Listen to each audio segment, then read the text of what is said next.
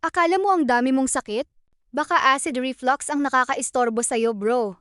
May mga gabi ba na gusto mo nang matulog pero hindi ka makatulog? Parang ang dami mong nararamdaman. May init o hapdi sa dibdib, parang may umaakyat sa lalamunan, maasim ang lasa ng bibig, minsan inuubo ka. Tapos mapapaisip ka, ano ba to? Bakit ang dami kong nararamdaman?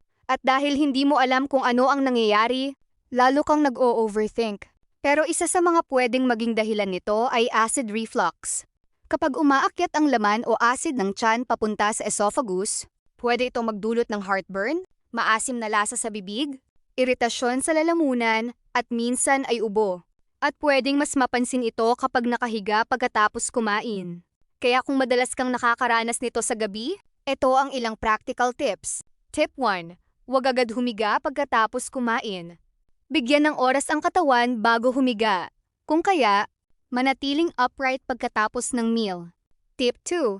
Iwasan ang sobrang laki ng meal lalo na sa gabi. Minsan hindi lang kung ano ang kinakain mo ang mahalaga, pati kung gaano karami. Tip 3. Alamin kung ano ang personal triggers mo. Sa ilang tao, maaaring mag-trigger ng reflux ang matataba o mamantikang pagkain, spicy foods, kape, chocolate, alcohol, o iba pang pagkain inumin. Pero tandaan, magkakaiba ang triggers ng bawat tao. Tip 4. Kung gabi madalas ang symptoms, ayusin ang timing ng pagkain.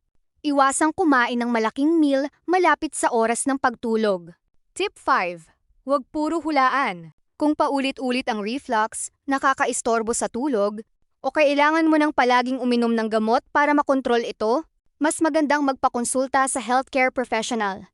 At importante ito, hindi lahat ng chest discomfort ay acid reflux. Kung may matindi o hindi pangkaraniwang chest pain, hirap huminga, nahihirapang lumunok, pagsusuka ng dugo o itim na dumi, huwag basta isipin na acid lang, mag-seek ng medical care.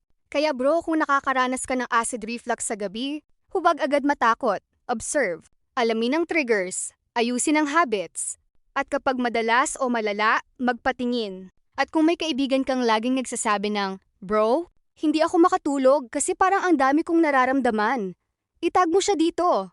Baka makatulong sa kanya ang simpleng tips na to. I-share mo rin sa pamilya mo para mas maraming makaalam. At kung gusto mo ng ganitong content, simple, informative, at may practical tips na pwedeng gamitin sa totoong buhay, follow mo ang page na to. Hindi tayo nandito para manakot. Nandito tayo para matuto, maging aware, at mas maalagaan ang katawan natin.